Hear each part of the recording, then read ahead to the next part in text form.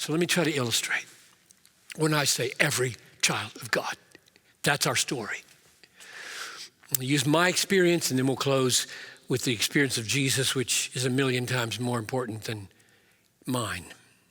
When I say that the story of Joseph is the story of your life as a Christian, what I mean is something like this. It comes in answering the question, why do we so often pray, say at the beginning of the day, that such and such won't happen?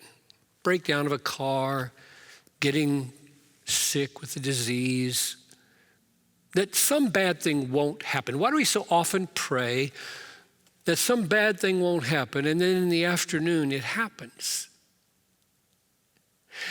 And as it happens, we see that in the very way it is happening, the hand of God, the good hand of God. In other words, it seems to me that pretty normal Christian experience is that God answers prayers inside non-answers. That makes sense? Here's the big non-answer. I didn't want this to happen this afternoon. I asked you that it would not happen. It happened. And as it happens, I see your hand all over it for good and for grace. How many times have you heard people talk like this? Maybe it's just because I'm a pastor that I've heard it so often. Pray for safety in the morning. Pray that some terrible accident won't happen. Well, the accident happens in the afternoon. And as I hear them telling me this story, they say things like, if his head had been a millimeter to the right, he'd be dead. And God didn't let it happen.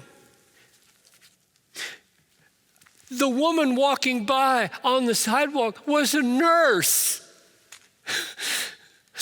The ambulance came just like that. It was like 3 minutes.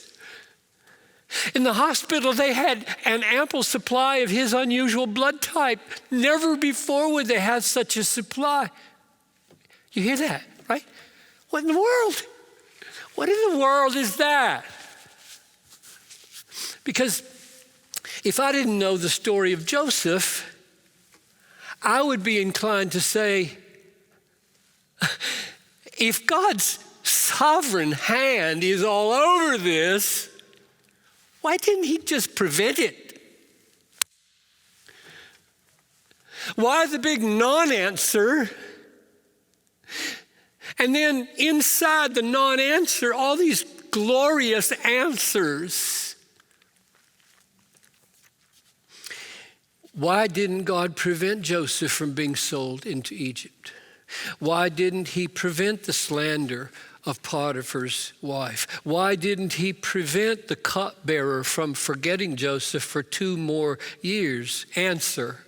This is the Bible's answer. Because God's way is to bring his people into peril for his wise purposes, all the while planning through the peril their God-exalting rescue.